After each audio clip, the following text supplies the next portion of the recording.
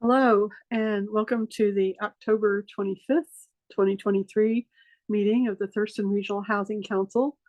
I'm Carolyn Cox, representing City of Lacey, and I'd like to get started with introductions and check in by jurisdiction. And why don't we start with Olympia? Hey everybody, Danny Madron with the Olympia City Council, and joining me today are Mayor Pro Tem Clark Gilman, Rich Hoy, Darian Lightfoot, and Jacinda Stelgis. All righty. Tumwater? Hi, Michael Althauser, Tumwater City Council. I believe I might be the only person on at the moment, but I expect to be joined shortly by Brad Medrud from the Planning Department, as well as Councilmember Joan Cathy. All righty. Thanks, Michael. Thurston? Tom, you want to? Sure. Tom Webster, Thurston County Office of Housing and Homeless Prevention. Mr. Mejia has just joined us. Okay. So we're going to say she was going to be running late with budget meetings. Wonderful. All righty. We also have Keely Marino, our homeless response manager, as well as Lisa Sparkman, and then Cody Anderson and Leah Tangeman helping run the webinar today. All right. I'm not seeing, oh, yes, I am seeing Yelm. Hey, it's Gary Cooper, Planning and Building Manager at Yelm. If you're not seeing me, it's not because I'm not trying. It says my video's on, but it looks black here. So anyway. Yeah, I'm afraid your screen is dark here too. So Okay, well, that's probably a blessing. I wouldn't say that. All righty. And from our advisory councils, let's start with Kevin. I'm Kaven, co-chair of the Homeless Services Advisory Board. And Cody and Leah, Tammy Smith, our chair of the Homeless Services Advisory Board, is in the, can you promote her to panelist, please? Alana Reed, I'm the chair of the Affordable Housing Advisory Board. And then see my vice chair. Yeah. Do we have Tammy with us yet? Yes, I just got in. Can you all see me now and hear me? Yes. Okay, great. So Tammy Smith, I'm the chair of the Housing Services Advisory Board, and I'm also the director of housing services at the Housing Authority of Thurston County. All righty. Thank you, Tammy. And then, as I said, I'm Carolyn Cox, representing City of Lacey. And today we have Ryan Andrews, our planning manager. And do we have anybody else? Brian? Jennifer with us today? She's not able to get on yet. I'm still trying to help her get on, but it's just me for right now. Okay. Well, we've been joined, I see, by Joan Cathy and Brad Medrud from Tumwater. You guys want to quickly introduce yourselves?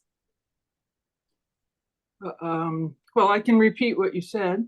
I'm Joan Cathy from council member from the city of Tumwater. Glad to be here. And I wanted to be Joan Cathy, but I'm actually Brad Medrud, planning manager with the city of Tumwater.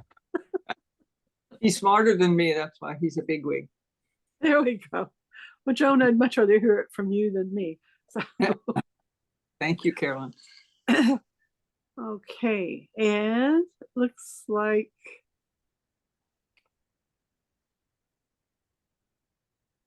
I thought I saw, yeah, Jennifer Adams, are you on now and want to introduce yourself?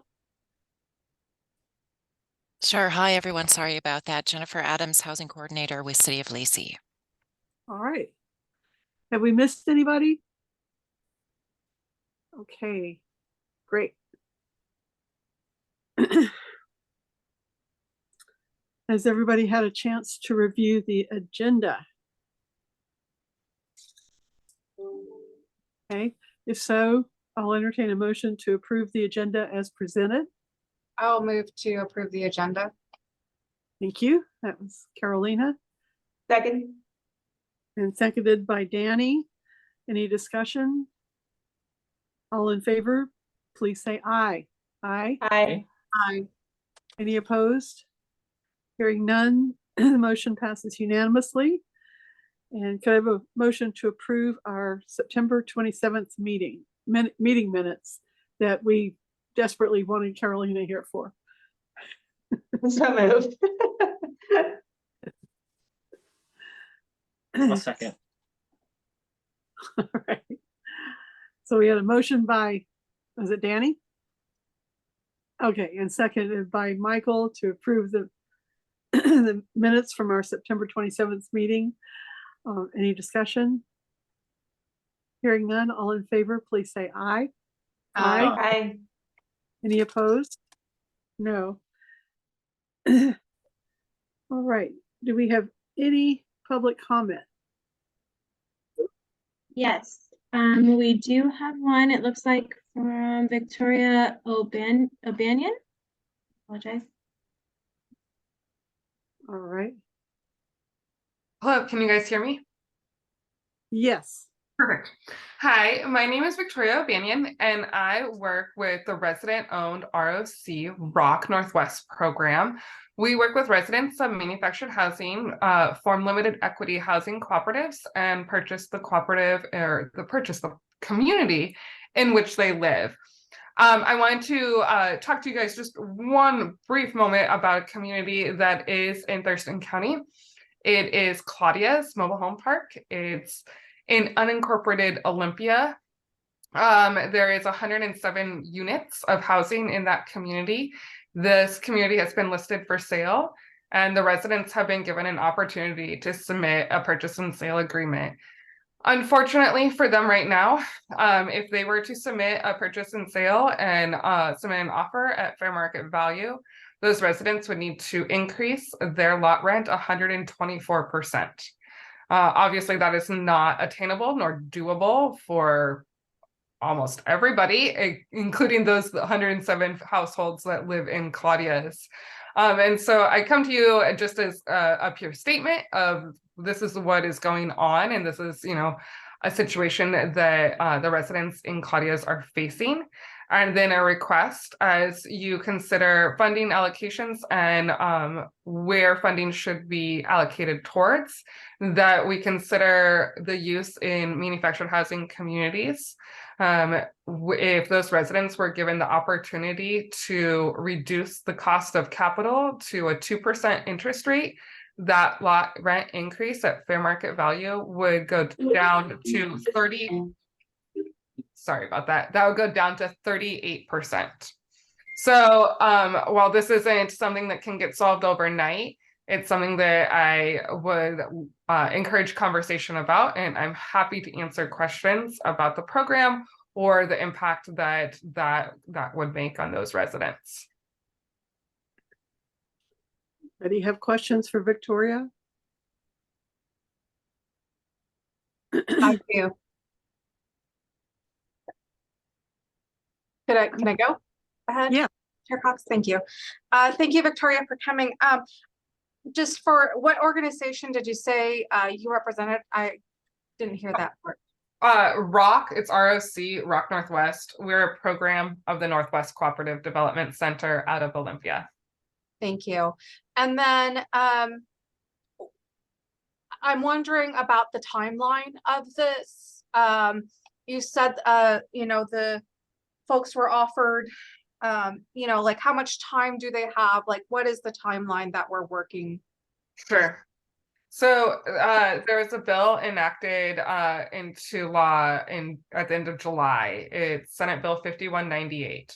It gives residents and eligible organizations 70 days to compete for purchase. So the residents basically have 70 days in order to get all of that funding together and be able to submit an offer.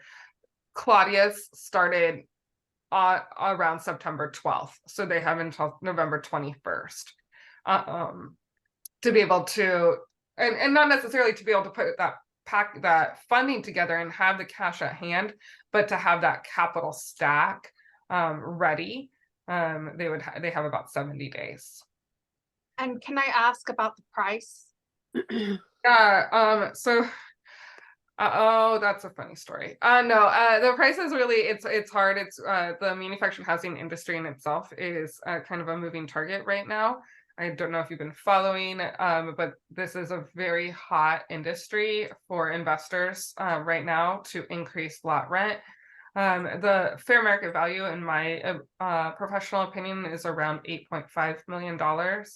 However, I do know that the seller does have an offer of around $10 million.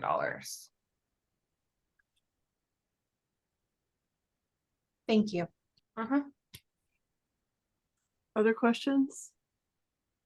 Yeah, I've got a question. So Victoria, it sounds like you've got an urgent appeal to us to see if there's something that the RHC can do to support the residents not getting price gouged, essentially. And you mentioned a cost between 8.5 million to 10 million. Is it the full cost that that you are hoping to secure somewhere? No, not at all. Sorry. No, I'm not asking for $8 million. That would be insane. No, I'm not. I'm not doing that. No, I guess what my appeal is that the residents have access to capital. We could finance and fund $8.5 million. They would be able to purchase their park. That's not necessarily the issue. The issue is the capital that we have access to is market rate. And so if I look at that 6%, roughly, let's just, for a number right now, a 6% interest rate, those residents would need to raise their lot rent 124% with a 6% interest rate of capital. If I'm able to blend that down in any sort of significant way using capital that's maybe a 1 or a 2% capital to blend down the current capital that I have available to me, that's when we could reduce the percentage of lot rent increase. If every piece of capital that they had available to them was at 2%, that's where I get the 38% rent increase. If I was able to fund and find $8.5 million of 2% capital, the lot rent increase would be 38%. Does that clarify? Unfortunately not. There's a little bit too much like real estate speak in there. Yeah. What is the specific ask that you have of us? You know, is it the full amount that would be paid back, or is it a partial amount just so that the payments would be lower by the residents? Like what is the specific ask? My specific ask is to examine the funding that you have available to you and within your jurisdictions and municipalities. If we are able to secure funding, even $3 million of funding at a 2% interest rate, that will significantly impact the ability for the residents to purchase their park. Broader speaking, and beyond this immediate, is that this is an ongoing situation and this will continue to happen. And so I'm having conversations with municipalities, with jurisdictions, with entities like this to put this in front of you, to have the question to say, what can we do? How can we prevent this and make it prevent this in the future and make it possible for residents in the future as well? Where can we source funding that has a low interest rate? Okay, thank you. That does help. And I appreciate you coming. I'm a big fan of tenant opportunity to purchase, resident-owned cooperatives specifically. I've heard a lot about your work. I'm curious from others on the RHC, is this something that I know the timeline for this particular issue is quite tight, but looking at the agenda for next month, and maybe it's something that we can discuss during good of the order, since it's we're in our public comment period right now, and this isn't exactly on our agenda. Any thoughts from anybody? I think we could accommodate it on the agenda.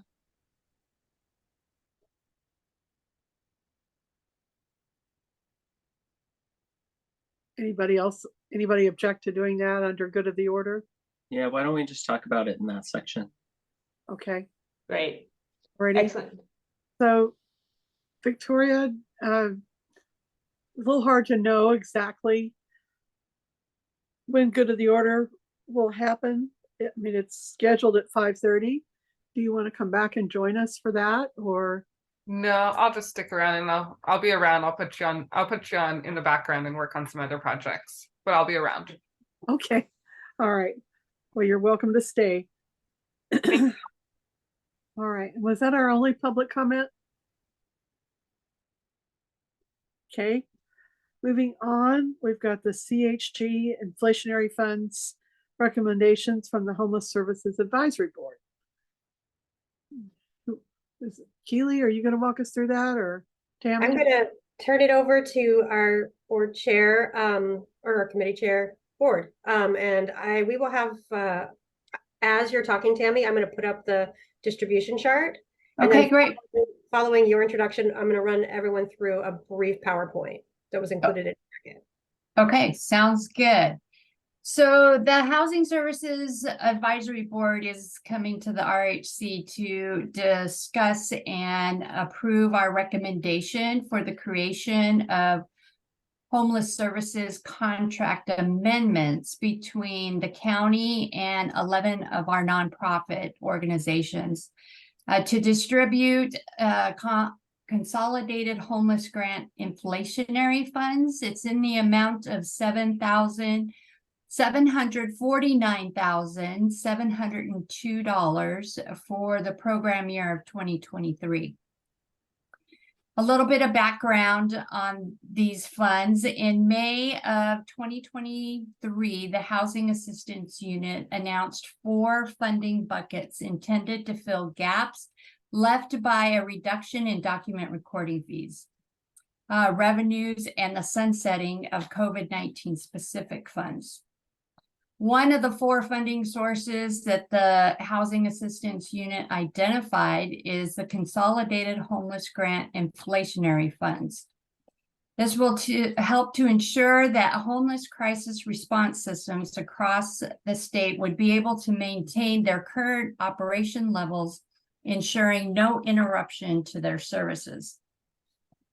As Keely is showing this, and you can also see in your agenda packet, that there is a total of $45.6 million that was appropriated. The department must distribute the funding in a manner that will prioritize maintaining current levels of homeless subsidies and services and stabilizing the homeless service provider workforce. In addition, guidance from Commerce stated that it expects grantees to prioritize salary increases or retention stipends for their homeless service provider workforce, and to the extent possible, offset other inflationary costs. On September 27th, the Regional Housing Council approved a plan to survey homeless crisis response agencies to determine the number of eligible frontline homeless service full-time equivalents in order to distribute the funds based on a formula basis on a per FTE basis. On October 2nd, the Housing of Homeless Prevention staff provided a survey to agencies with the homeless crisis response system to gather data on the number of eligible FTEs. The survey closed on Wednesday, October 11th. There were 11 agencies that responded to the survey, indicating that within the HCRS, current subcontractors reported a total of 197 eligible FTEs. As a result, agencies will receive an award of $3,796.73 per FTE. Then on Monday, October 16th, the Homeless Services Advisory Board approved the recommendation to distribute the CHD inflationary funds to the 11 responding agencies indicated of the 197 eligible FTEs within the HCRS. And now this that Keely has up is how it will be distributed to each of the agencies, giving the total amount that's available. Thank you. So, yeah, do you want me to continue with the proposed solution? Or are we good? I think we're good. We can save the full ask for the end, but just this is, so what this chart is showing is these agencies identified FTEs that met eligibility criteria, which was spelled out in the Regional Housing Council meeting in September, to be frontline staff working with people experiencing homelessness and making at or below $28 per hour.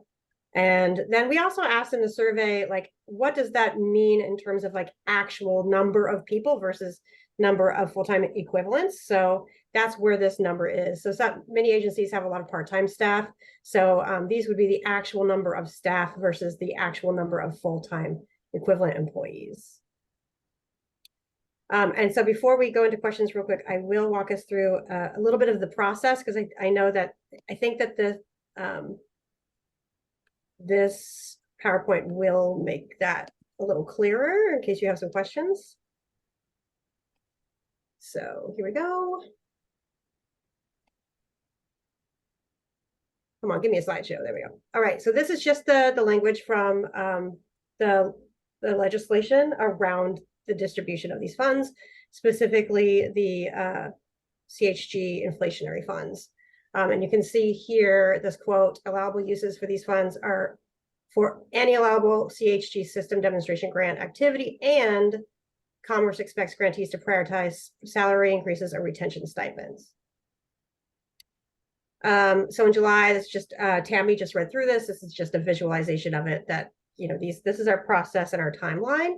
Nothing surprising in here. So we were, this is the determination that was that the Homeless Services Advisory Board presented to the Regional Housing Council in September. And then just a brief outline of what was in the survey: how many employees meet the definition of eligibility, the calculation of the FTEs. We asked optional information about the proportion of employees who make below $28 an hour. And this was utilized because in the out of reach report, which is what was used to determine the $28 per hour or less eligibility criteria. Also, that's for a person to make that, to afford a reasonable 2-bedroom apartment. And then there was a different amount for a 1-bedroom apartment and a different amount per hour for a 0-bedroom or studio apartment. And so we wanted the Homeless Services Advisory Board asked if we could get a sense of, great, how many of your staff are making under these amounts? And then a very brief description in the survey of how they propose to allocate. So this is just a nice side-by-side visual of the, oh, that's should be 11, sorry about that. But the number of FTEs versus actual employees. That's our the figures that we came up with. This is the agency chart, or the chart that I just had shown you. And then we also asked what homeless services are provided at your agency, and they could check all that applied. And so you can see that the largest numbers were prevention. So that's eviction, prevention, rent assistance, and other prevention activities. Case management being the highest, and then outreach and service navigation tying for third there. And so this is that the wages of eligible FTEs. So we asked how many FTEs are making less than 21, 23.9, and then the 28. And as you can see, that 71% of those agencies that opted into sharing this data their staff make equal to or less than 28 versus percentage of FTEs reported making less than or equal to 21. And that is the end of that. Great. We are all happy to take any questions that you may have of us. Questions?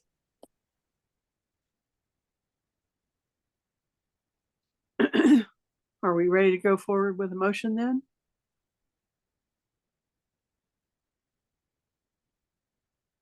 Hello?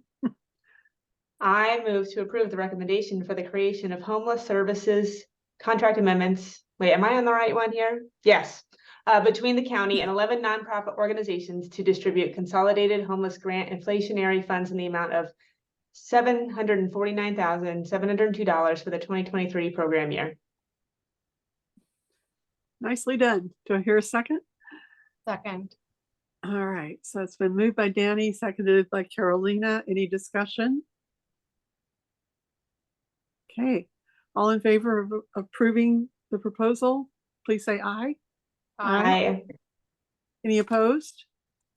Motion carries.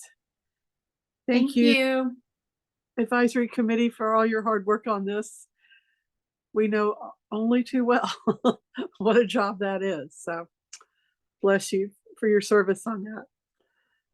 All right. That brings us to discussion on the rental assistance survey presentation by Elisa. Almost jumped the shark there. Okay, thank you. Excuse me. I'm going to share my screen and get this PowerPoint going.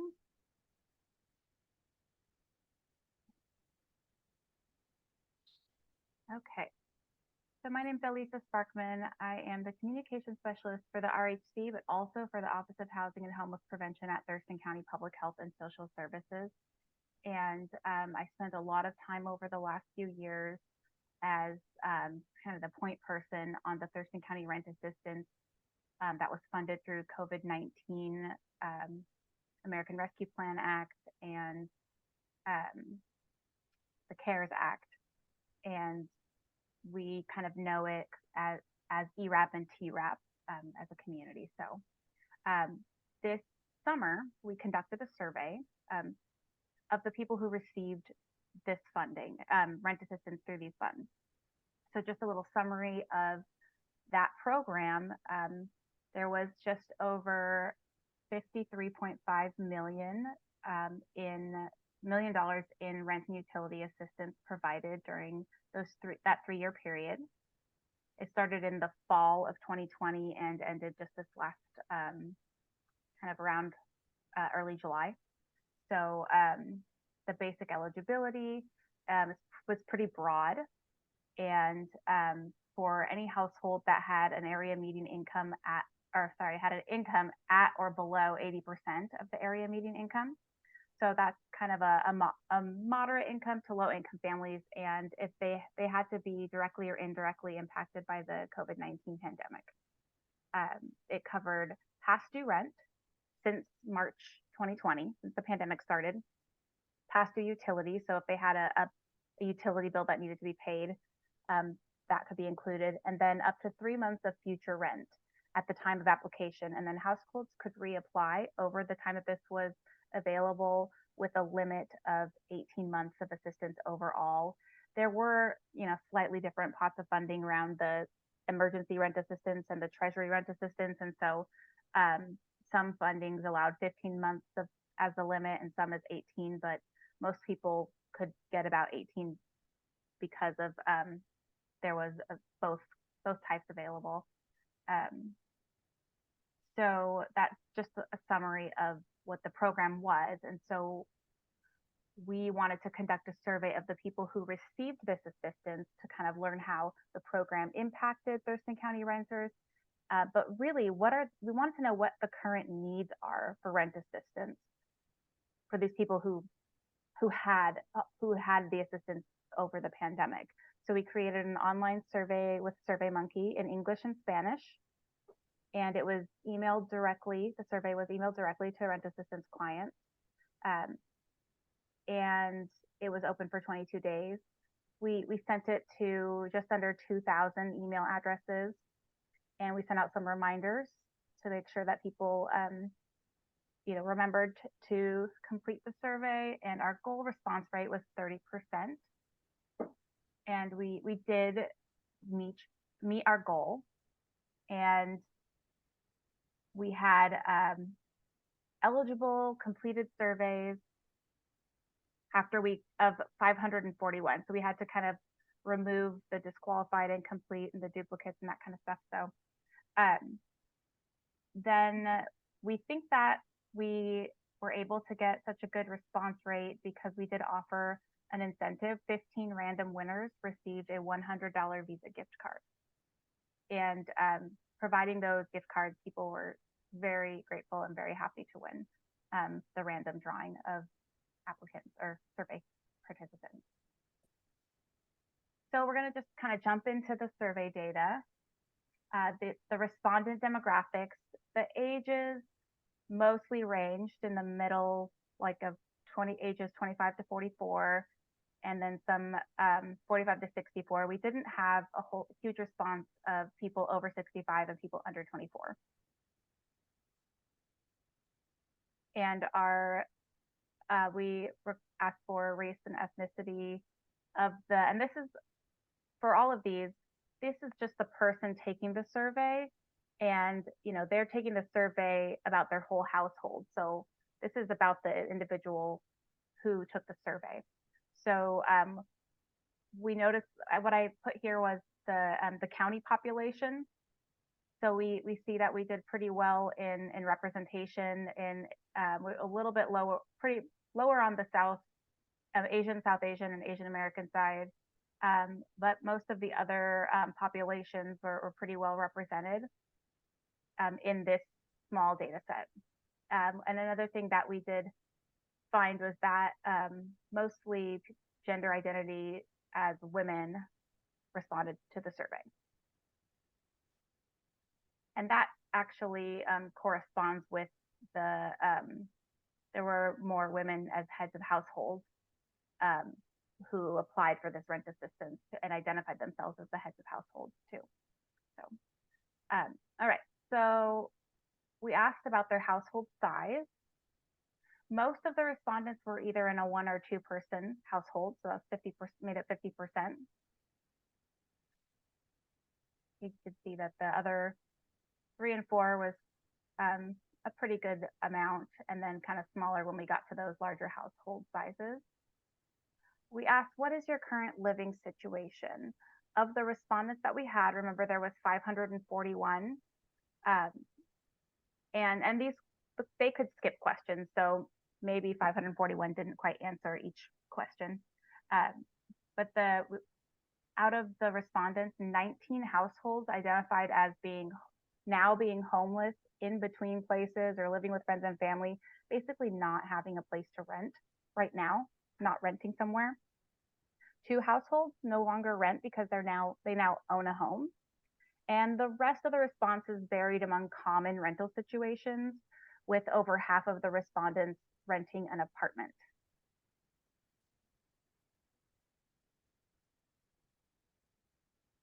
We asked about utility assistance. Most people received utility assistance with their rent assistance. And of these, this 54% who said yes, they received utility assistance, we asked, did you receive a utility shutoff notice after you received utility assistance? So we're really curious to know, like, what is your situation like after receiving the help? Or do you still need help? Were things still bad? And so most people didn't receive a shutoff notice. Of the 20% who did, most were able to pay it before their utilities were shut off. 19% had their utilities shut off, but they were back on at the time of completing the survey. And 5% reported that they were currently without working electricity or water. So moving on to evictions, we asked, were you served a notice to pay or vacate after receiving rent assistance? 39% said yes. And so we asked some follow-up questions for these people. What was the outcome of that pay or vacate notice? 71% said their eviction was prevented. 14% moved out before the eviction notice ended. Most of this was they chose to move out, which oftentimes is referred to as self-evicting. So they didn't actually get an eviction filed. They moved out before the eviction started in court anyway. And then some people responded that they moved out before the eviction notice because they worked it out with their landlord. And then 13% still had this pay or vacate notice in process, or the eviction in process, and so they didn't really know the outcome yet. And only 2% said I was evicted by court order. So the next slide is looking at the 71% who had their evictions prevented. So we asked, what prevented your eviction? Most people just found a way to pay the rent. And this could include getting more rent assistance from somewhere else and borrowing money. I think a few people said they took out a loan. And then 34% had their eviction prevented with the help of the Eviction Resolution Pilot Program through the Dispute Resolution Center, which ended on June 30th. And that was mandatory for landlords to participate in. Now the cities of Lacey and Tumwater are kind of starting a similar, are funding through the Dispute Resolution Center housing services mediation. That's similar, except the main difference is that it's not required for landlords to participate. So I think we'll be interested to see what the outcome of that is. And then a smaller percentage of people either worked it out with the landlord and property manager, or had went to court and they won in court, so they weren't evicted, or they had the help of an eviction attorney, and that's why their eviction was prevented. And so the next set of slides is about the respondents' current situation. Just over half of respondents said that they are currently behind on rent. And so this was done in August. So at the time of this survey, about 51% were currently behind on rent. All right. So this question, how much of your current income goes to rent and utilities? If you look at this 32 and 43%, that's 75% of respondents said all of their income or almost all of their income goes towards rent and utilities. For this 32%, all of it, that means that their rent and utilities are equal to or higher than their monthly income. This 43%, almost all of their income goes to rent and utilities, so they sometimes don't have enough food for other essential needs. And 21% said I can cover my rent and utilities, but nothing beyond my essential needs. That makes up 96% of respondents. So only 4%, which is about 25 respondents out of the 541, said I can cover my rent, utilities, my essential needs, as well as some additional comforts. So this is telling us that our renters are really struggling to make ends meet right now.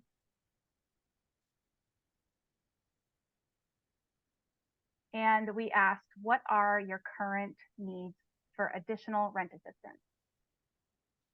So the responses were, I need rent assistance now and likely for the rest of my life. Now and for the next several years. So these two, these are, and even for another year, now and for another year, that is kind of people who need more of a permanent subsidy and not really what our rent assistance now can deal with. Now we have the Eviction Prevention Rent Assistance Program, EPRA, which has different different eligibility. and it's much smaller funding pot. And then for the people who need for the next several months, just to get caught up, not right now, or if I have an emergency, not right now, but if I have an emergency, those are kind of more what our current rent assistance programs are capable of.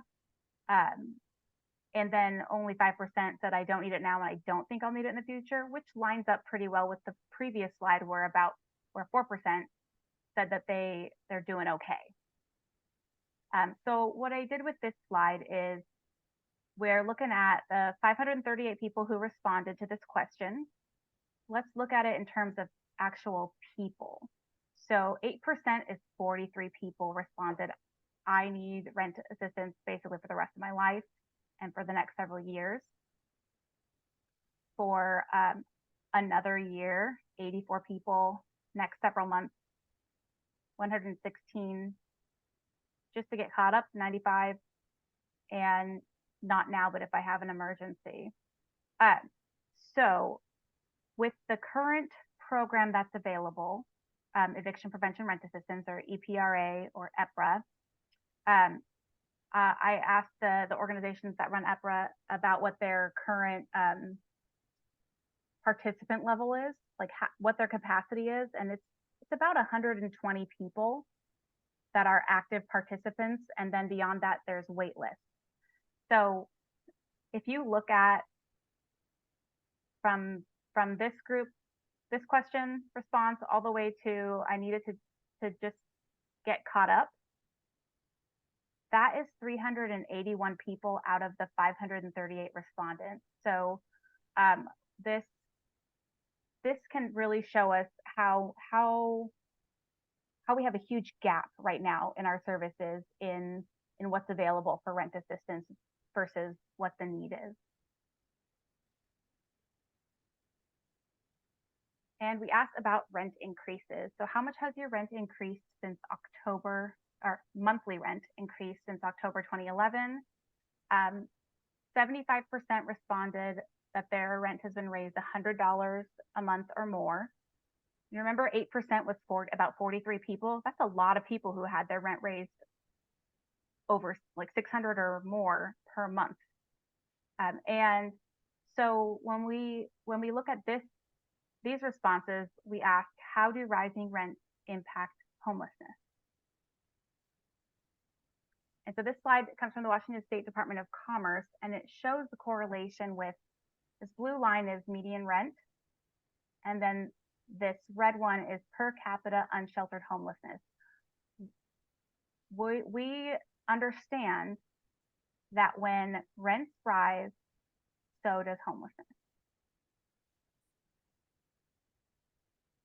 So the last question we asked was an open-ended question. Is there anything else about your experience with rent assistance that you would like to share? And the first one was overwhelming gratitude. People were their response was, thank you so much. This program saved me and my family from becoming homeless. The main critique was that the program took too long. If you remember, there was a pretty large pause at the beginning of 2022 when the program switched providers. And so there was a lot of people who had their assistance put on hold. And then the other bit was that we still need help. Please help. I wish there was more help out there, or this program, I wish it was still available. So those are the main kind of themes that we saw in those open-ended responses. So we're going to just move on with a little bit about what the current landscape around rent assistance looks like. So I talked a little bit about the EPRA program.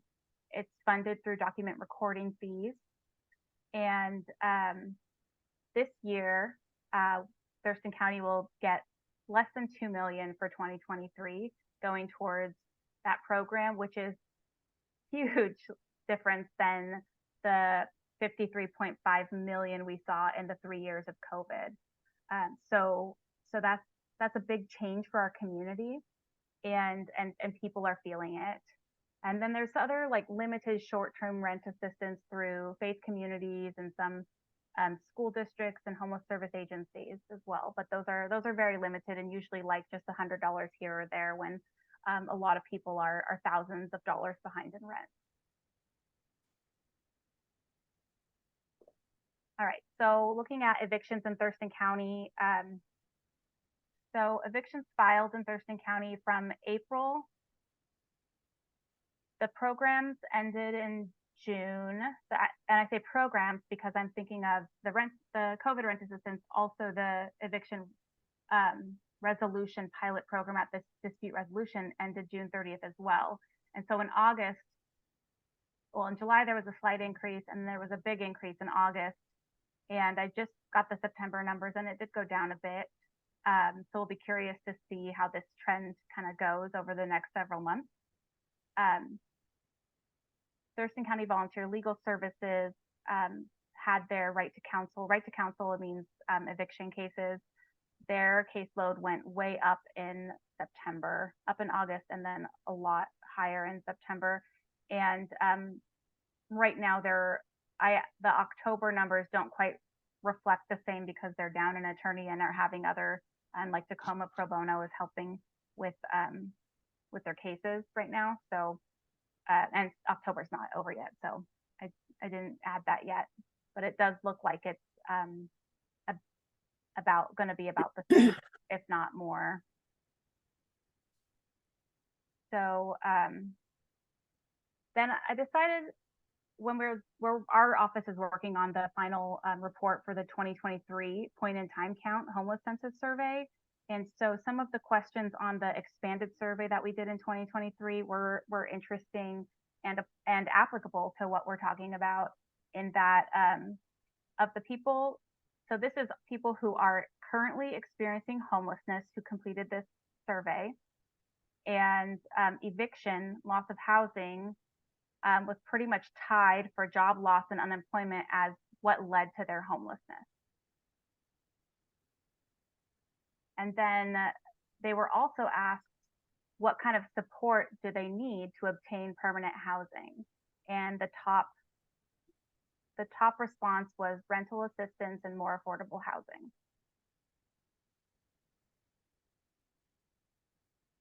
So in summary, we had a great response rate on the survey, and this survey really carries the voices of the people in our community who received rent assistance in the past year and are telling us that they're still struggling.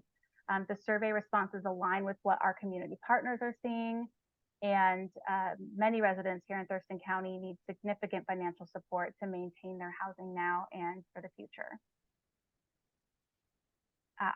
Our recommendation, I think on the agenda here for the RHC, we're going to talk about legislative priorities. So we really recommend that the RHC consider that increasing rent assistance funding and supporting policy for rent stabilization that you support those in your legislative agenda, and that will help our community prevent homelessness as a whole and keep people in their homes. So far, we know that Thurston Thrives Housing Action Team has agreed to include this in their legislative agenda, and the Washington Low Income Housing Alliance is as well. And I'm available to provide this presentation to your councils, to any other groups you have, any groups out in the community who are working on legislative agendas and would like to share this information with their group. I'm happy to come and present or present over Zoom. And my contact info is here on the screen. I will have a final survey report out by November 15th.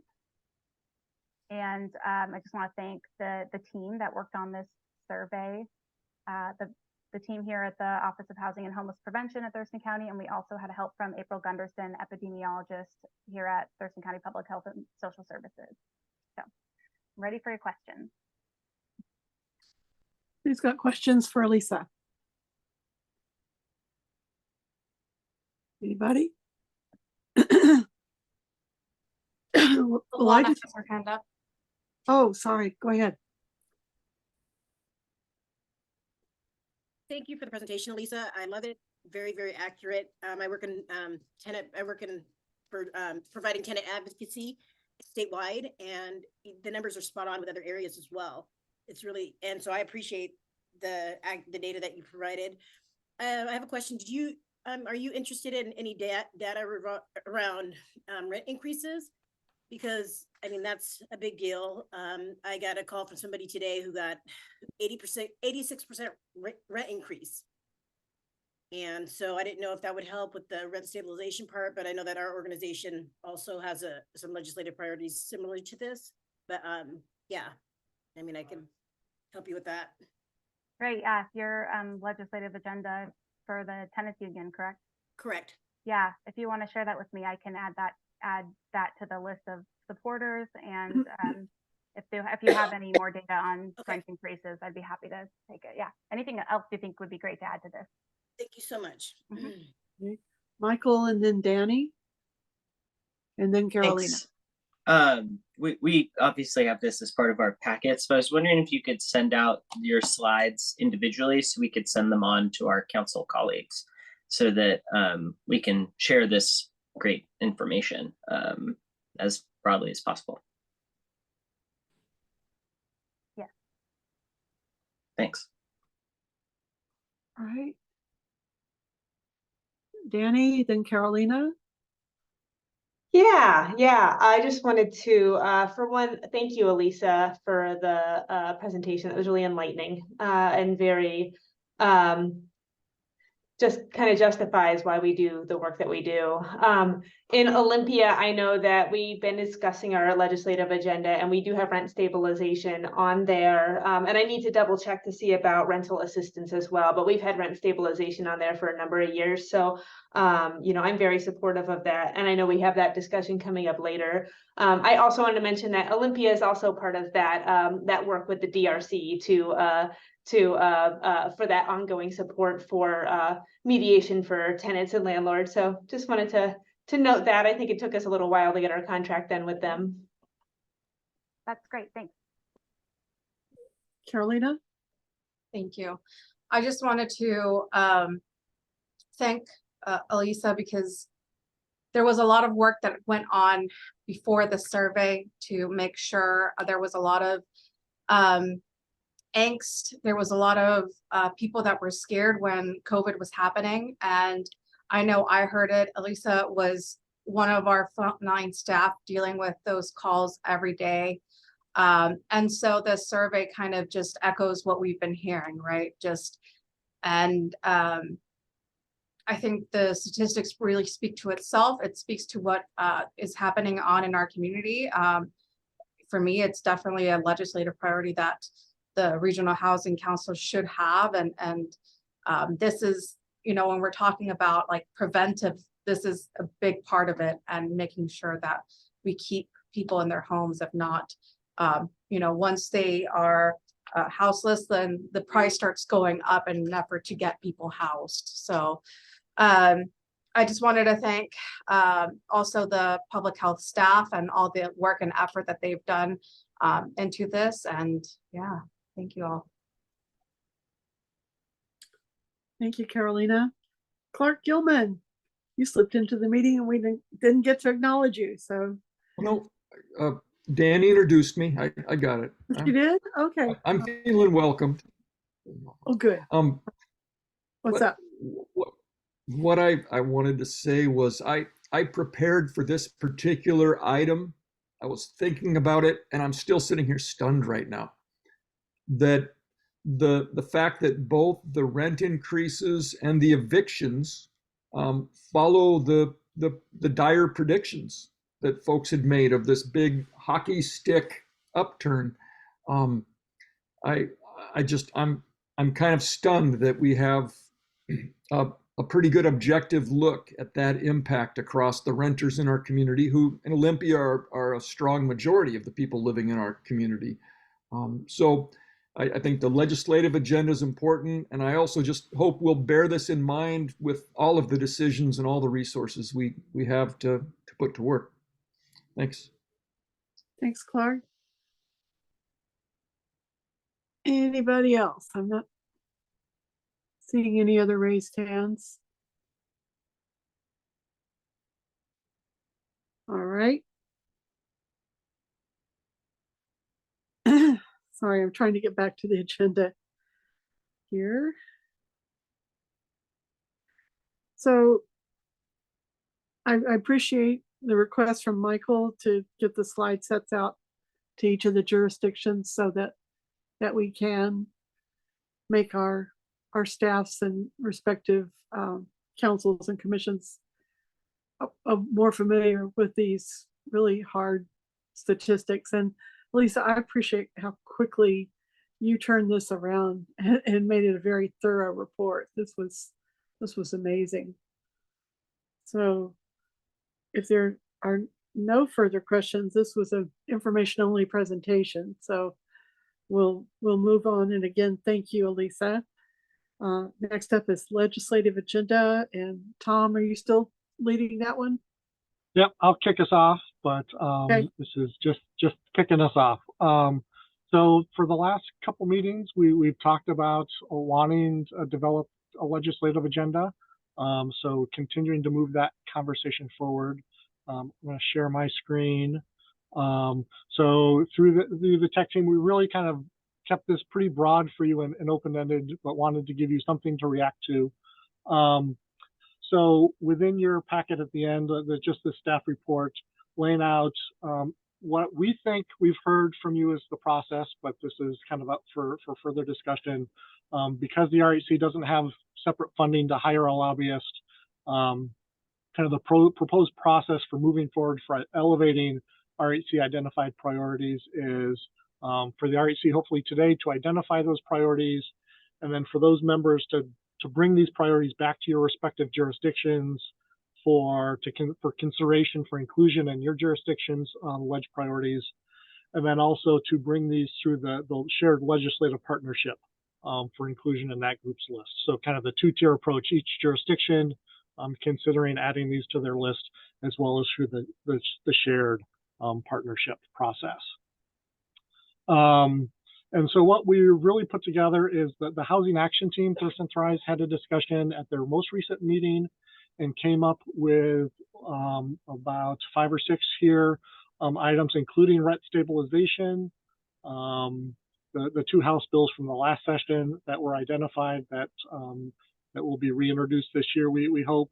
Again, more permanent funding for rent assistance or new permanent rent assistance subsidy. Operational funds to continue the right-of-way initiative for those funds, for those projects that have been identified under the right-of-way. The Housing and Essential Needs Pilot Bridge Program, and I might call on Keely to talk about this in a little bit more detail. Basically, as people transition from HEN, which is a rent assistance program, onto the SSI, this pilot helps to ease that transition. So traditionally, there's been a pretty hard cliff or cutoff between the HEN program and SSI, which should be a difficult transition for folks as they transition. So that the pilot project eases that. So we're looking to continue that. Eliminating junk fees and leases, and then supporting the Washington Low Income Housing Institute's priorities around permanent sources of funding for homelessness. And then the Association of County Human Services. So this is a group of county human service agencies that have that get together that Keely is a co-facilitator for. They had identified 2 priorities of continued efforts to prioritize fundings for homeless shelters and programs, as well as increased capital funding for affordable housing and additional operating for admin and funding. So those are what some existing organizations are looking at. So the tech team, rather than identifying kind of our 2 or 3 recommendations, we put this list together and kind of throw it out for discussion today. And the other one that actually came up at our tech team meeting today, right before the RHC we started to talk about, is as we're preparing the crosswalk between all the housing action plans, one of the things we talked about was the limited staff capacity at jurisdictions to really implement the housing action plans that the cities have recently developed. So another item we'd like to kind of throw out for consideration is funding funding support for capacity in order to implement the housing action plans that the jurisdiction adopted. So we didn't set whether that's 1, 2, 3, 5 priorities that you want to identify, all 8 of these. That is up for you. The one also I did want to call out that wasn't identified above was we included capital funding for some specific projects under the Maple Court, as that is transitioned from an enhanced shelter into permanent support housing. We know we're going to need financing support from the state to do that. So a specific request for funding for that project, as well as possibly for the 228 Olympia program. They are requesting above and beyond the Housing Trust Fund. So we put in a request through our right-of-way proposal that just went in last month. So if that is not funding, then there a suggestion for a specific legislative ask for that project. And I don't know anyone on the tech team. I look to just anyone on the tech team who would have anything to add to that list that I missed.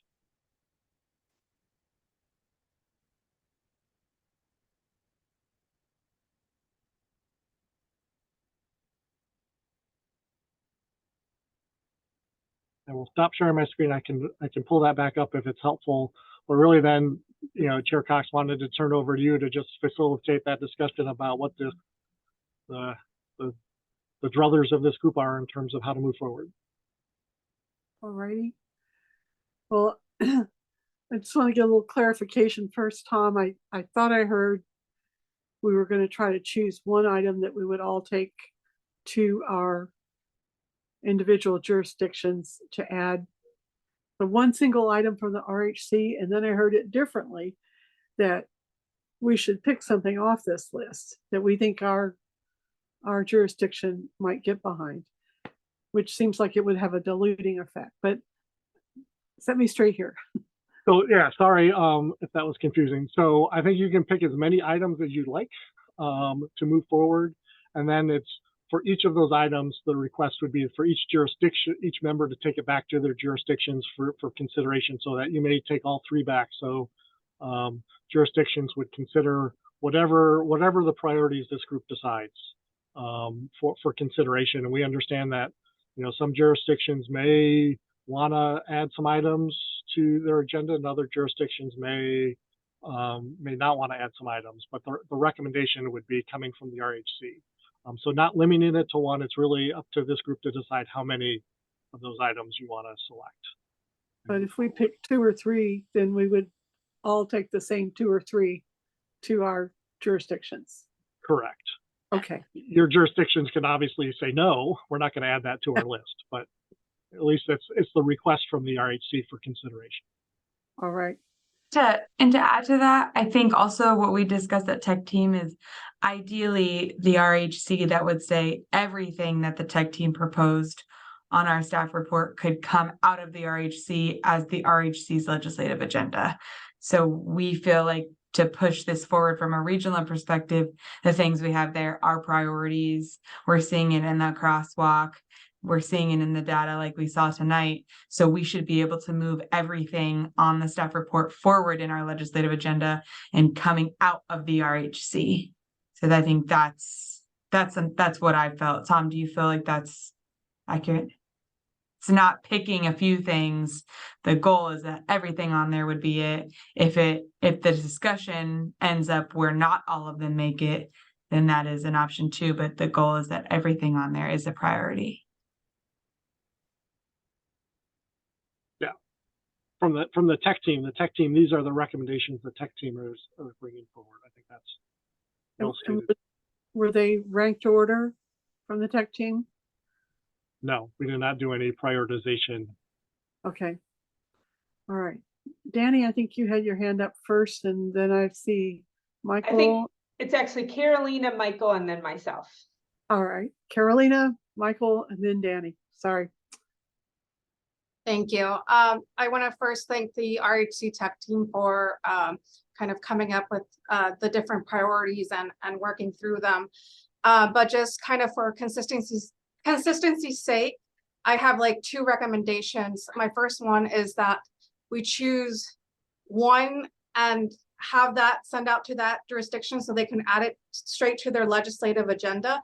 I know for Thurston County, we choose around 3. We have a 1-pager just because of the limited time that we have with each one of our legislators. And so I think it's just going to be easier and more consistent if they're hearing from every jurisdiction, like the same item, right? This is a top priority. And this is, you know, or if there's more than one item that the Regional Housing Council decides to do, then have a separate priority list, right? With like maybe Regional Housing Council legislative priorities, and have like 3 items and share that with the jurisdictions. And then when each of the jurisdictions are talking with their legislators, then they can take that kind of cheat sheet and like share it with them and be like, you know, these are our, let's say, county priorities, but then also this is the Regional Housing Council and we're in support of these priorities. Something like that if we're gonna struggle to like just choose one, because I know each one of the 8 listed are extremely important, but I think it needs to be whittled down just because of different factors with the session, and as well as the space, the time that we have with each of our lobbyists. That was it. Alrighty. Then we said Michael, then Danny, and then Robin. So I think we've kind of covered like jurisdictional legislative agendas. Like that sort of makes sense to me, that maybe we approve them all. Maybe we do what Commissioner Mejia has suggested, and we just take 1 or 2 and try to whittle that down so we have a cohesive message across jurisdictions for our jurisdictional agendas. But how does that interact with the shared regional agenda? Is it the hope that we would have, you know, a couple of these projects on our jurisdictional agendas, but then we could potentially approve this slate that would then be on the shared regional agenda? Or are we aiming to have the same thing on the city's agendas that are on the shared regional agenda? I guess I'm just not sure how those two are overlapping here in the Venn diagram of agendae. I'm gonna prioritize Robin here because I think she's got something to say that might shed light on what you're asking, Mike. Thank Great. you. Yes, so at the request of this committee at our last meeting, I attended the shared legislative agenda meeting, and as you may know, that is the cities of Olympia, Lacey, Tumwater, the county, South Puget Sound Community College, TRPC, the port, the EDC. Those are the members of the shared legislative agenda, and they are looking for items that are unique to Thurston County that the legislature isn't hearing from all across the state. So things like a bridge over the Nisqually Delta, totally unique to Thurston County.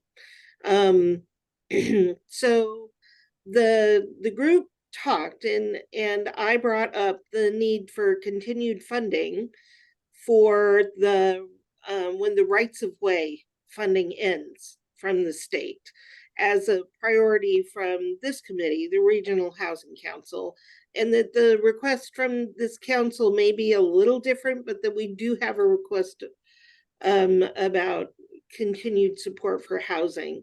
And I really appreciate that the representative at that meeting from the city of Lacey was also bringing forward the need for this continued funding after the rights of way funding ends. The way we talked about that being unique to Thurston County is that the rights of way projects were in very few counties across the state. So I think that we might get traction on that item at the shared legislative agenda. And I really doubt that that agenda would be more than one item regarding housing, if this gets on their list, because the meeting I attended was one of 2 brainstorm sessions, and people were putting a lot of items on the table. Okay, that's helpful. Thank you. Great. All right. Robin, would you recommend that we include that in our individual ones as well as in the shared?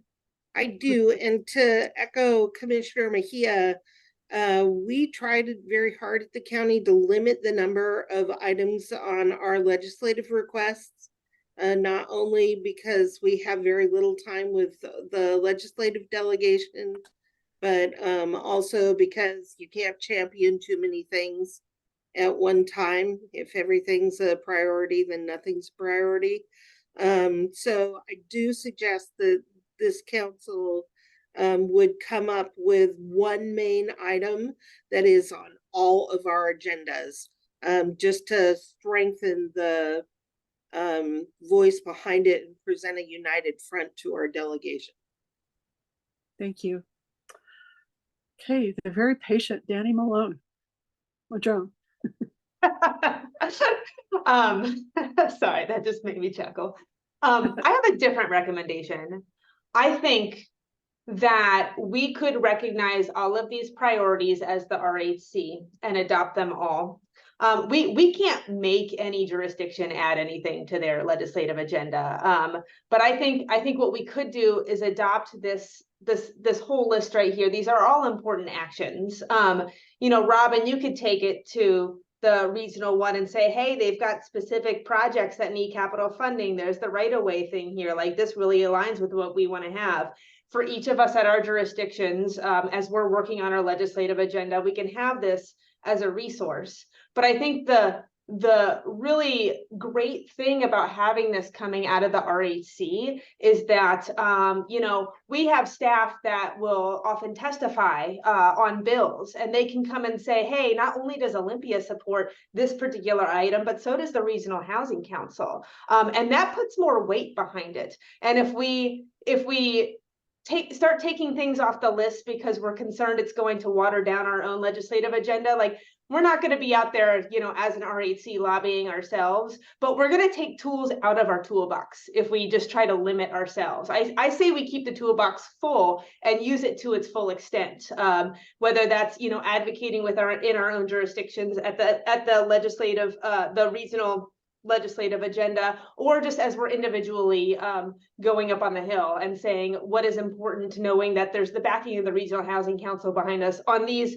8 things, or maybe 9, as Tom suggested, that with the additional thing you guys discussed before the meeting. Like, that's what my recommendation would be. I think that would be the strongest path forward for us to be able to support a lot of things that we need to have happen. Thank you, Danny. Talana? I don't think it's my place to really make a recommendation, but I'm kind of piggybacking off of what Danny just shared. A lot of the things on that list can be handled locally. Other jurisdictions have tackled some of the tenant protections, like fees. You know, that can be handled locally, and that doesn't have to go on the state. Go to the state. I know that obviously rent stabilization does, and some of the other items.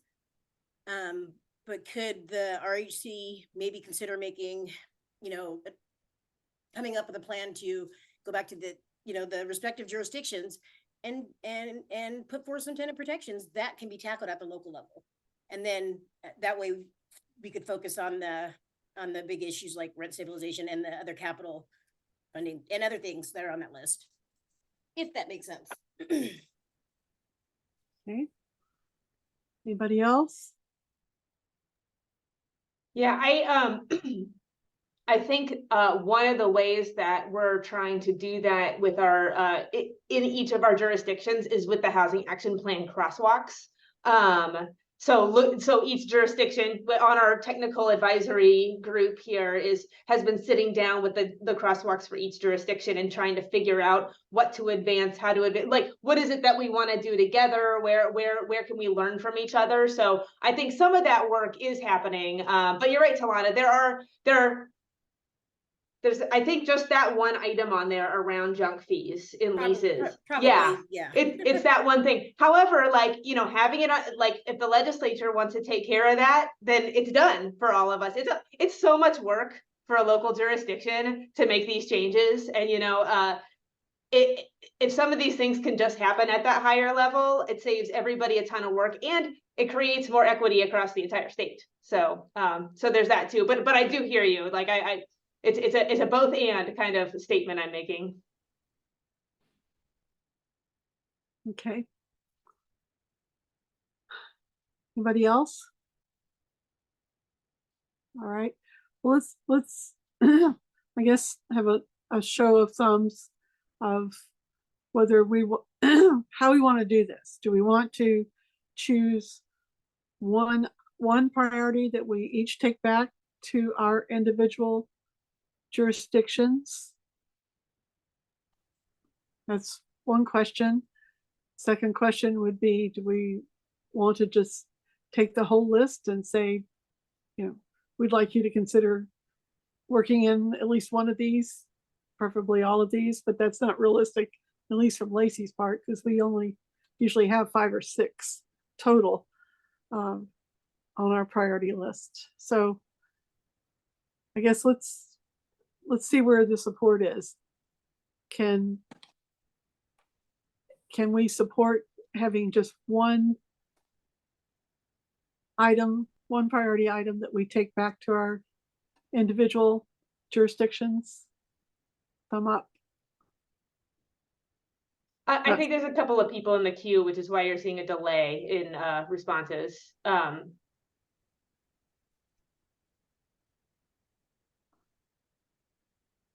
right, I'm seeing raised hands from Darian and Michael. Was yours a comment or a vote? Mine's just a comment.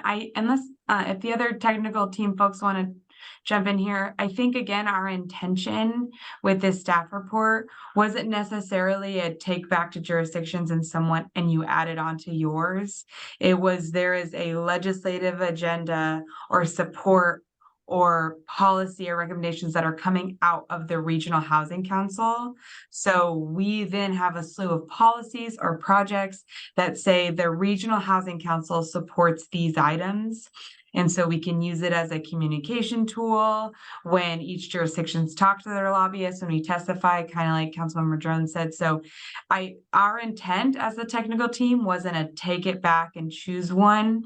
And if that's the route you want to go, that's great. Our intent in creating all of these was to say that here are all the things that we feel is support. And if the Regional Housing Council could say that the council all supports these, then we could move forward that way. I think that was my understanding as the tech team put these together. If that's not what we saw, then I think coming together as a technical team and narrowing those down would feel better for me, so we can have some agreements. But I think that's was the intent of how the staff report was set up. Alrighty. I'm gonna jump around here a little bit and go with Brad, since he's a member of the tech team. Yeah, thank you. Very quickly, I second Darian's thoughts on this. I think the important thing that the technical team identified was having enough things coming from the RHC that to support that could be flexible. So if we're dealing with either policy or, more importantly, budget related things coming from the state, we could link those up rather quickly. So I think from our perspective, the broader ask made more sense just so we can be more usable. Alrighty, thank you, Brad. Michael, then Carolina.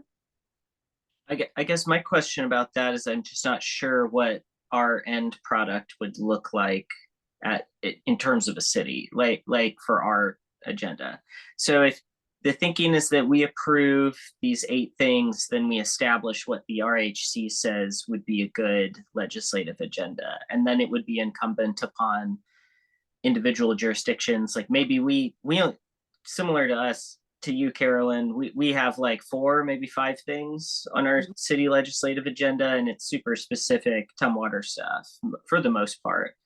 And I mean, we could add one more on there that says RHC agenda, and then it could have things under it as a subheading, but adding like 8 items that said, you know, all these individual ones would be, it would look a little strange because we would have 13 items on our legislative agenda instead of like 5 or 6. And, you know, more than half of them would be directly related to housing as opposed to some of our other priorities that are also important and have their own, you know, merits. So is that kind of what we're talking? Is like we're saying these are the 8 things that are important to us as a region for achieving the mission, vision, and goals of the RHC. And it's then up to the jurisdictions to decide if we want to add those 8 things or 1 or 2 or one thing that has, you know, 8 different components in it to our ledge agenda. Is that, sorry, I feel like I'm kind of like beating a dead horse, but I also just don't fully grasp. Want to make sure I'm understanding properly. I'm sharing your. Do you mind if I jump in and like, because I'm the one who's advocated for like the full list of things. What I imagine is like RHC branded memo. Maybe we even send it in ourselves. We have our staff send it into legislators on housing committees, but it's something that could be like, as you suggested, maybe an addendum to local jurisdictions, or as like I said, as things come up. I don't know how active you all are in terms of housing issues, but it's something that can be referred to rather than something that must be adopted by individual jurisdictions. And if there's something on there that your jurisdiction is like, whoa, that thing right there, that's like exactly what Tumwater needs right now. Like, yeah, absolutely put it on your legislative agenda. But I see this more as an addendum and a tool that we can use to amplify support for a broader array of things rather than narrowing it down. Thank you, Danny. Carolina, then Michael. So, I don't know, I guess I'm going to propose a little bit of a hybrid here, right? Just because as a regional housing council, we do not have any lobbying power. We don't have a lobbyist. We don't have someone who's connecting it. I am very active in the legislature during legislative season. I'm like constantly up there. And so for me, just the power that each of the jurisdictions carries. And I think it would just be a powerful message if all the jurisdictions of the Regional Housing Council can recommend at least one of these priorities to be like, you know, jurisdictions where all like, you know, we all know we need more rent assistance. And we all know that, you know, the right-of-way initiative is going to hit us very hard when it ends. And it's going to affect all of us, right? And so just having like that very one strong item that everyone, as we're going up there and lobbying for all of our different things, but they're hearing that same thing of like, this is what we need, like this is like our top priority, is just gonna, I feel like, have a more effective message and more convincing message, right? If it's different people coming in with the same problem. If it's different jurisdictions, it's even more powerful. And not opposed to having a whole list of like, these are our different legislative priorities as well as the Regional Housing Council.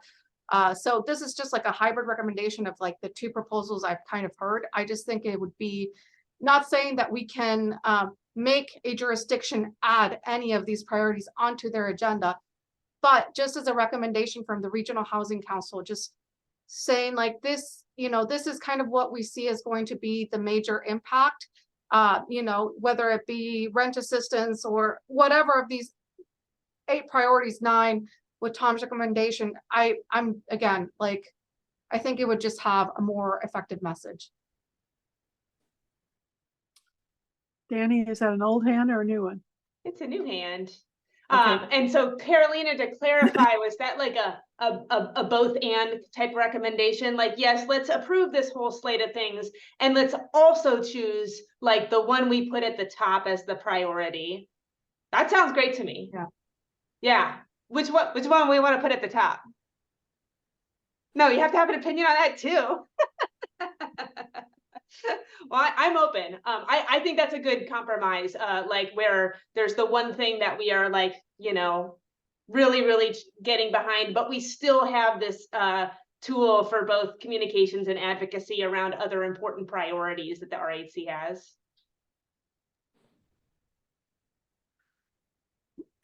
One thing, kind of going back to where this conversation started a month or two ago, that we need to be, you know, reminded about, I think, is that we don't have a lobbyist for the Housing Council.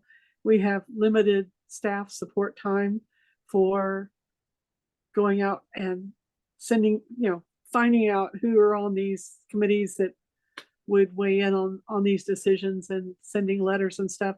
I just, you know, I mean, Tom and Keely can correct me if they think I'm wrong, but my understanding is that there just wasn't bandwidth to do that. So beyond our interactions as Housing Council members who happen to be interacting with legislative delegation and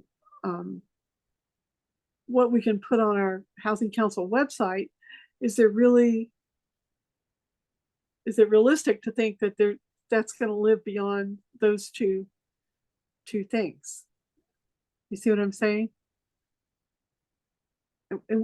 And if it's not realistic to expect that it's going to get out beyond that, then I think what Carolina and Danny both have suggested makes sense, that we narrow it down to one or two that we try to get our respective jurisdictions to go with. And the Housing Council say, here's the list. These are the two most important ones. These are also very important, but if we could only pick one or two, this would be it. And try to get them incorporated so that you get that ripple effect or the amplification by multiple jurisdictions going for it.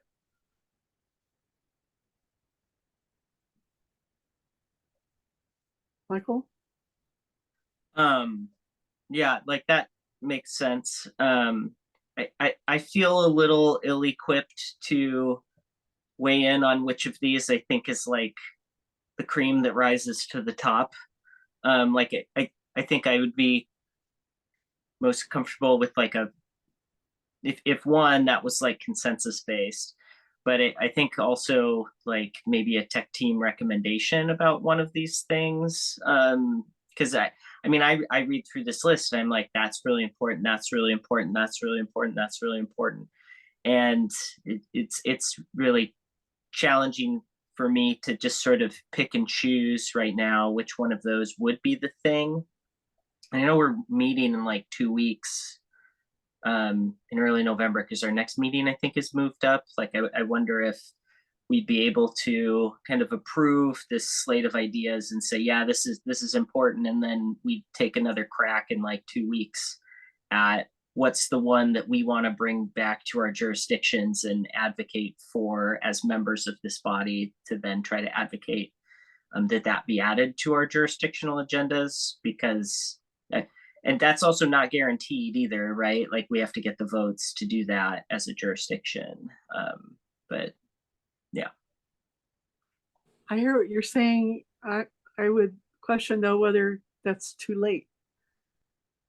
Because I don't know about the rest of you, but we get it, you know, have to go through a printing process and have a kind of a slick looking document that we send out. Anybody have an idea about timing? Olympia is finalizing our legislative agenda in early December. Early December, okay. We've had a work session on it, but it's not finalized for a while.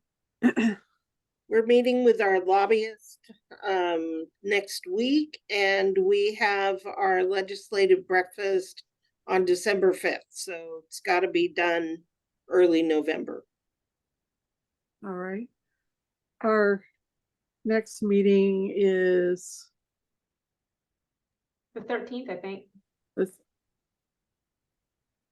November 8th. Isn't the November 8th? 8th. Isn't Okay. it? It's early November. Right. Oh. It's the first Wednesday is I was thinking of December. Yeah. Okay. So November 8th, if we carry this over to then, will we be timely? It sounds like we will. And could we go ahead and approve this right now and then direct the tech team to see which one rises to the top for discussion at the next meeting? I think we could. I'd like to see top 2 maybe, and then we could decide it as a group. Would that? I think there's also some hands up. Jacinda and Joan have their hands up too. Yeah. All right. Let's hear from Jacinda, then Joan.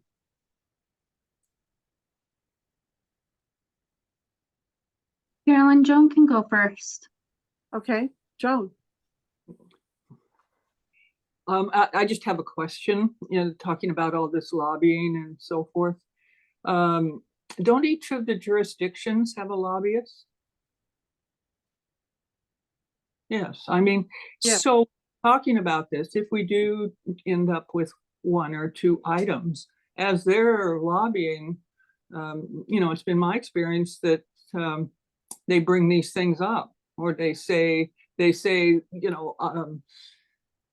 Olympia is very active in the RHC, however they want to do it, and saying, so they are supporting these, and so is our city. Our city is doing this. I just think there's some way we're missing to get this in there and making it too difficult, because if they have at least the cities who can lobby directly, I think that's a positive thing for the RHC goals. Just a comment.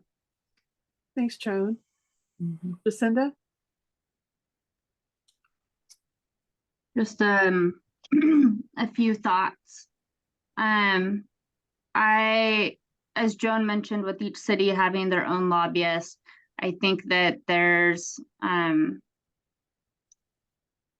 should be, I'm hoping, or I hope there would be a commitment by each of the cities to be mentioning that we have a regional housing council, to be educating our lobbyists and our legislators if they don't already know. I don't personally think that, the tech team has talked about this in length. We've had some really great discussions. We've put forward a list that we feel are all important. That's what we were asked to do. We weren't directed to narrow it down to 1 or 2. So I guess my personal feelings are, we have presented to you all what we feel is important as a group. And my personal hope would be that, each jurisdiction in their conversations is referring back to our regional housing council and saying these 6 or 8 are region-wide priorities. That doesn't necessarily mean that all 6 or 8 are, on everybody's agenda, but I do think it is really important to list them on the website for both. Even if, Carolyn, you had said, like, where's it go from there?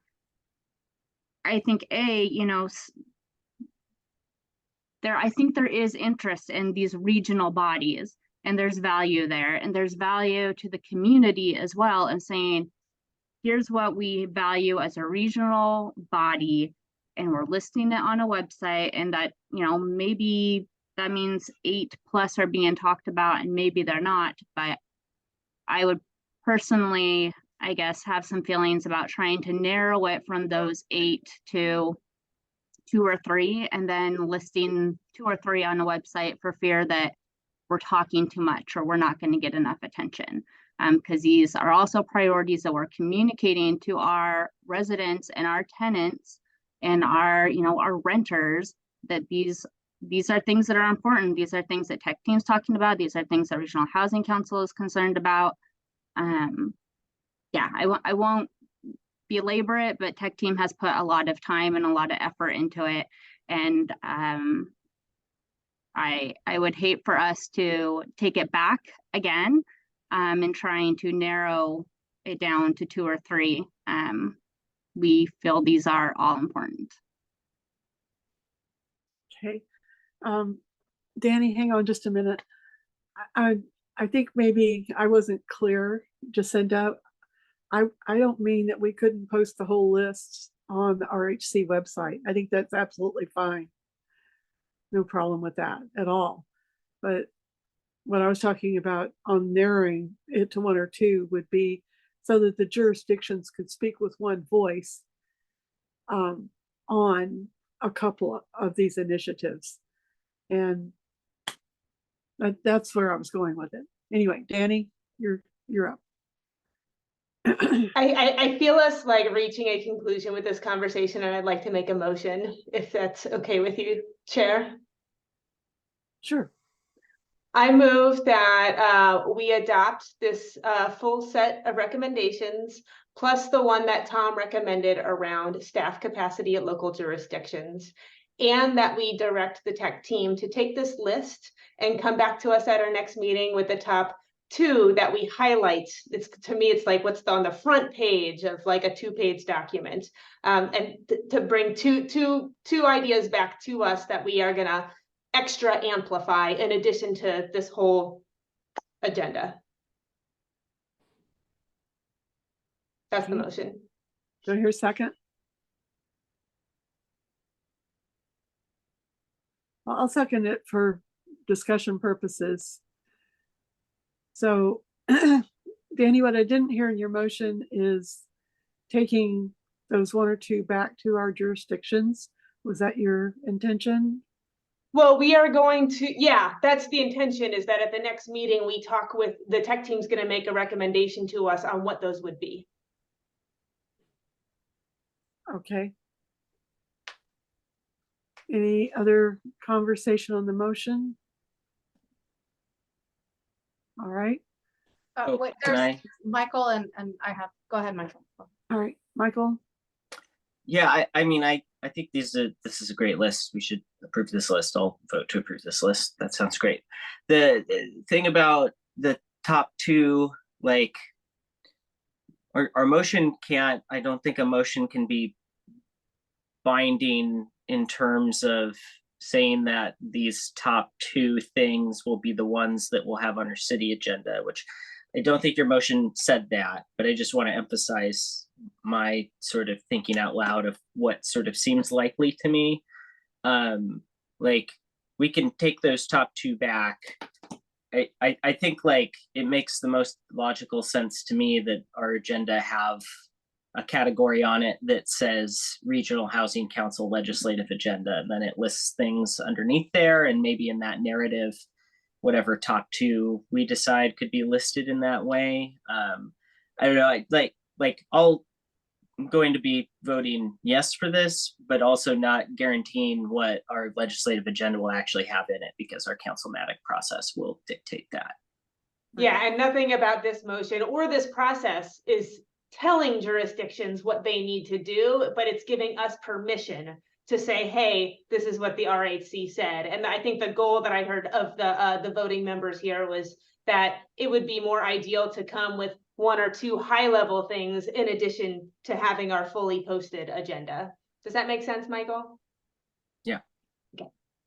All right.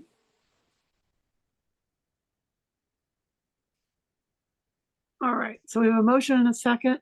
Not seeing any other hands raised. So all in favor of the motion, please say aye. Aye. Aye. Any opposed? Okay. We did it. All righty.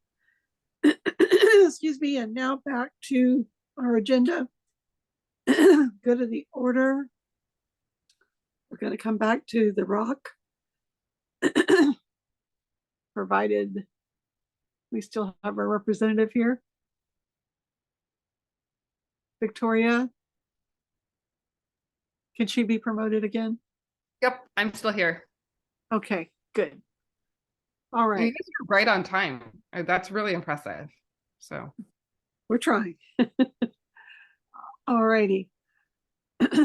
So where we left off on the rock conversation was talking about the loans, the blending of market rate loans with low interest rate loans, and how this body might be able to help or not. So, Victoria, do you have any examples of where this has been done before and the kinds of funds that were tapped into to make it happen? And I'm saying this in an atmosphere where some of us are having to make pretty deep budget cuts, and it's kind of like, yikes, this timing is not great, but let's see where we can go with it. Yeah, so there are, just as a way of background information and like, where is this coming from and why does this matter and why am I coming to you guys today? There are 25 by the end of the week. Well, by the end of the month, there'll be 25 resident-owned communities across the state of Washington. I don't think we actually have any in Thurston County. There's a lot in Mason County and there's a lot in Pierce County. But those resident-owned communities were financed through a combination of several funders. And I promise I'll get to the gist of and answer your question here. They were financed through a combination of several funders. One funder primarily funds at market rate, and they are able to fund 100% of the purchase or the loan that's needed at market rate. Right now, that's about 6-ish%. They're a CDFI, so they're able to fund at slightly lower than market rate. The other source of funding and capital that we have is a combination of funding from WCRA, and that's market rate funding, as well as a dedicated funding pool within WSFIC, the Housing Finance Commission, and that's 2% money. When I blend those two, that call it a 6% and the 2% money, I get a rate that is more doable for the residents. So the residents continue to pay lot rent, but what their lot rent becomes is the cooperative's operating expenses plus that mortgage payment divided by the number of lots in the park. So the interest rate greatly affects that total number of lot rent that the residents would have to pay. So when I am looking at all of this, I'm looking at a couple things. What do I need the interest rate to be able for the residents to be able to realistically afford that lot rent increase and meet fair market value for that purchase price? And that's where I come back to, I need 100% of that loan to be, ideally 100% of that loan to be at a 2% interest rate. That's most likely not going to happen, nor would that come from this body. You know, I realize that there'll have to be a capital stacking of sources of funding. So the question and the thing where I'm coming to and asking is there sources of funding that these residents could access that offers a low to no interest rate? And realistically, I understand that the answer is no, because that's just, you know, the current climate and the current situation that most cities are in. So then the question becomes, what can we do to make that a yes in the future? Because Claudia's is not going to be the only park that comes through this system and through this conversation. So are there sources of funding that we can creatively adjust their guidelines or how they're distributed to allow for rapid sources of capital at a low interest rate? Is that a good broad strokes of where I'm at? I think so. Okay. All right. So questions or comments for Victoria on this? Anybody? Carolyn, I did have a question. All right. Victoria, this is Jacinda. I know you and I have kind of talked a little bit about this, but I'm curious, when we're talking, I think I talk your finance talk. So the capital stack, you know, I'm familiar with kind of what we're talking about here, and I'm wondering in Mason and Pierce, What approach have they been able to do, and where did their funding come from to help you all purchase those at a blended rate that was affordable to the home, the community, I guess? Yeah. Yeah, we'll start there. We'll start there. So cities and counties are really struggling. This is a new phenomenon that is happening right now. This manufactured housing communities are more expensive than they ever have been. And 3 years ago, residents would have to raise their lot rent $20 to purchase a park or purchase the park as residents. So this wasn't a conversation. This wasn't I would have never been part of this conversation. There was a lot of factors that went into the market and that asset class that has basically tripled the price of parks and their fair market value. And so what have other jurisdictions done? Every other jurisdiction that I'm working with right now is in this exact same conversation that we are in right now. We have not had a park finance with capital directly from a local jurisdiction or municipality. But that is where the evolution of the industry has gotten us to having this conversation with local jurisdictions. So nothing, no, they have not. There's conversation about, what would a local bond look like? Some jurisdictions are exploring their own city investments. Where are we putting our investments? Where are we putting pension funding? Where are we putting everything that we have in the market? Could we put something that's in a low risk, low yield market right now, pull that out and put it into acquisitions? So they're exploring all of those options right now and thinking through, what does that look like? I have a Carnation, the city of Carnation is currently looking at trying to find $500,000. For the city of Carnation to find $500,000 is a lot of money, right? And so that's they're all kind of just exploring this conversation of, where do we have money and could we reallocate it to a use while earning interest on it? Okay. Jennifer, you had your hand up. Yeah, hi, thank you. Hi, Victoria. You and I met last summer. I'm with City of Lacey. And I think for the most part, you probably just shed light on some questions that I had. I just wondered, going back to some precedent, this does go back to 2019. There again, I think we spoke about this earlier. But ROC in Colorado, so Colorado seems to be really kind of leading the charge in what they're doing here to address these situations in manufactured home parks. And so I wondered if you could speak to what happened in Longmont in 2019 with their parks. So the city, it looks like, came forward with a $300,000 investment. However, the caveat there was that it was set up as a loan. And I just wondered if you could speak about that and if any other jurisdictions have been looking at any sort of loan situations rather than,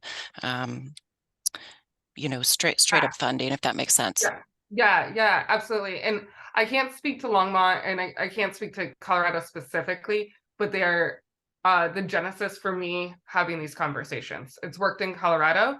So I'm approaching all these cities and all these municipalities with the same thought. So that's the genesis. And yeah, what they did was they traded a loan. And Northwest Cooperative Development Center, we have the ability to do lending, but the end of the day would be that the city or the municipality or whomever was that lender could come in and create a loan product and have a loan agreement and a term just like the cooperatives have now.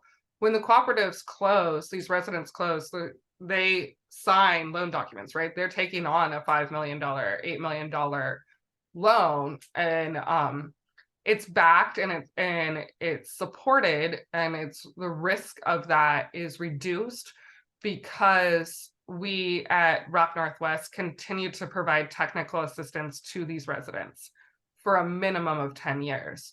So the risk from a lender's perspective is greatly reduced because it's not a bunch of brand new business owners that started their cooperative 90 days ago that are now taking on this very substantial loan. They're taking it on backed by the support of our organization and the national organization.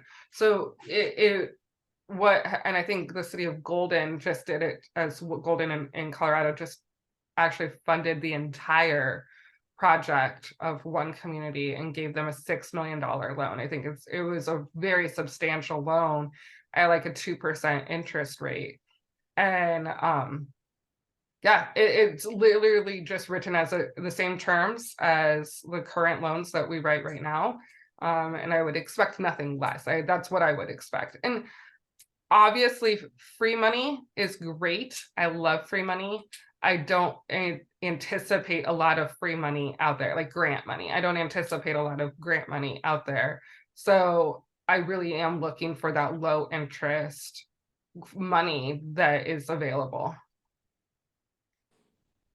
Does that answer your question, Jennifer? It does. Thank you very much, Victoria. All righty. Danny?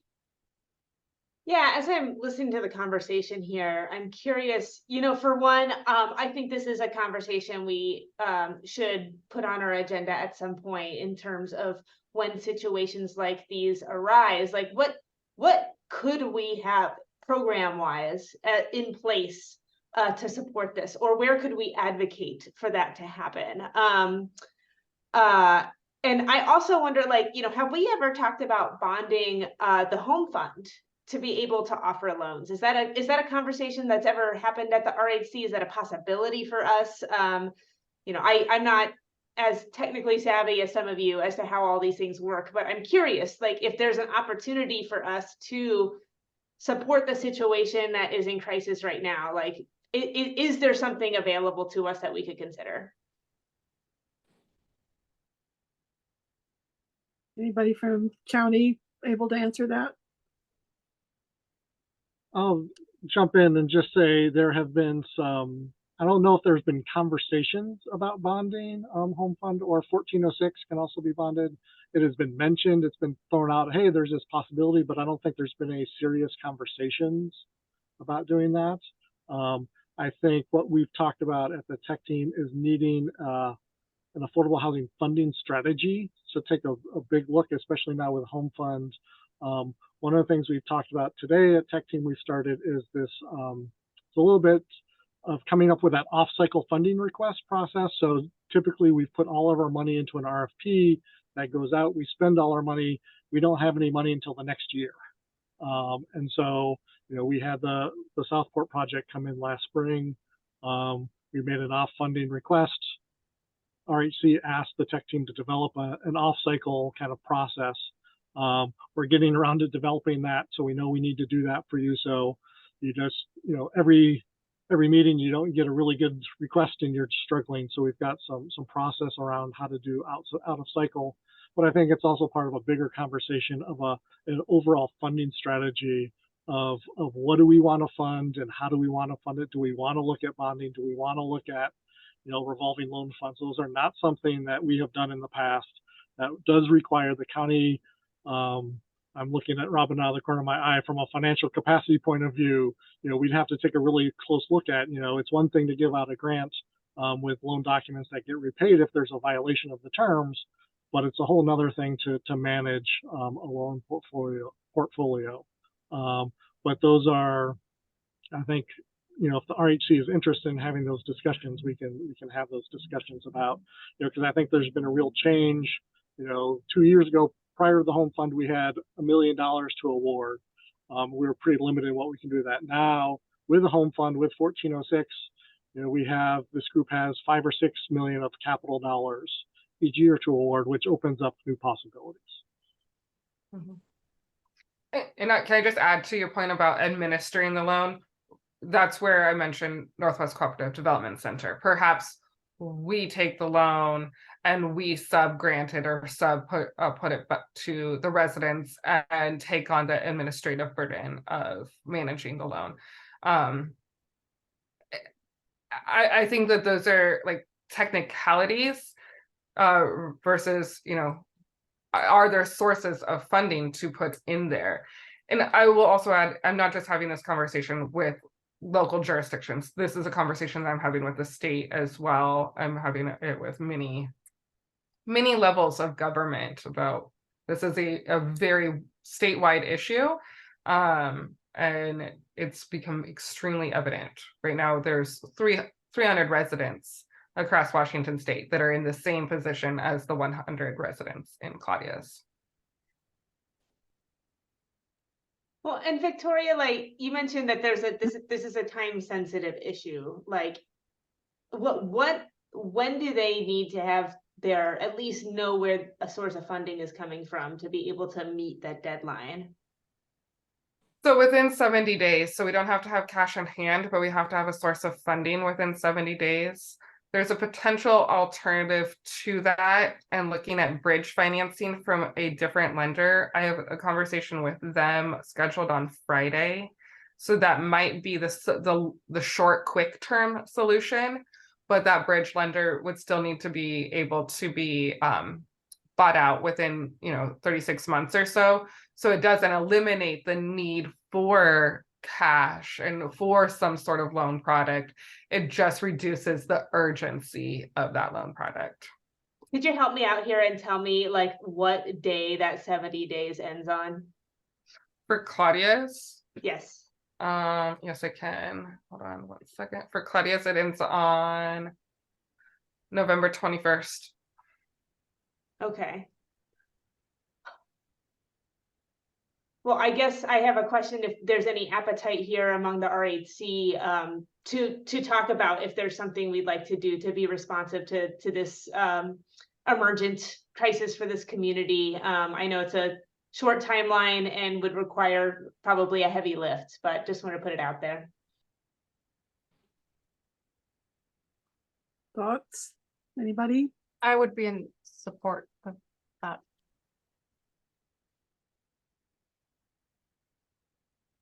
Yeah, Michael, go ahead.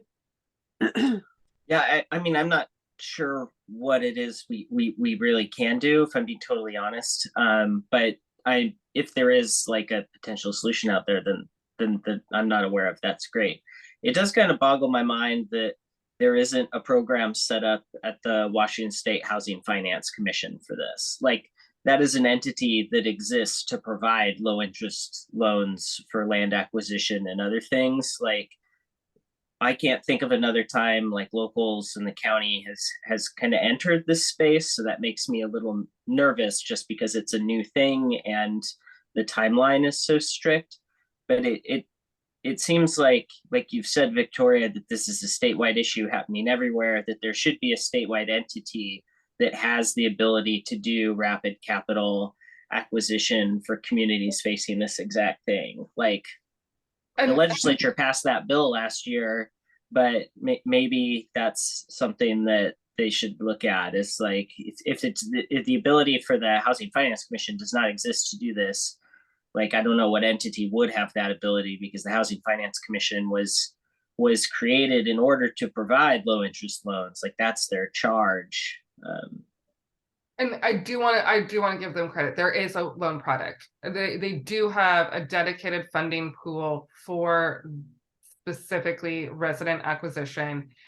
And that's my call on Friday. To date, that funding pool has never funded over 40% of the purchase price, which is helpful, but we need about 50% at a 2% interest rate. We need it more than 40%. So that's part of my call on Friday, is to look at, can that funding pool be increased? And that's part of my conversation with legislators too, is can we, because that funding pool that WishFIC has is not a dedicated funding pool with a dedicated source of funding. There's no capital money that goes into that funding pool. It is basically leftover money that they put into an account for us. So yes. So to answer your question, they do. It's not fully funded at this point though. And it wouldn't be able to be. It may be part of the solution. But I'm not sure that it's the final solution as well. Okay, thank you. Mhm. Any other comments on this? Yeah, well, I'm curious if, you know, between now and when we meet next, which I know is just a couple of weeks, you know, Victoria is gonna be having some meeting that sounds like it's gonna be, give her more information on Friday. If our tech team could just take a look at this and see, like, is there something that we could do? Through bonding or whatever, you know, is there something there that we could potentially act on? Just so that we've done our due diligence. It's just, you know, when crises like these pop up, you know, if we can be flexible and figure out how to preserve a bunch of housing that's affordable for folks, I'd like to at least explore it. Okay. And the only thing I'll add to that is that's exactly the point that I'm expressing to jurisdictions, is that it would be the worst thing if 100 residents came to you during public comment and said, why didn't you do anything about this? Now I can't afford my house. And and that's where I am at the same point too.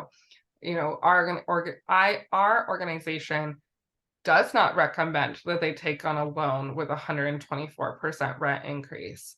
However, we feel obligated to do our due diligence and explore and exhaust all options during that 70 days so that we can, you know, say that we have done what we could do. And it's an unfortunate situation, but this is the end result.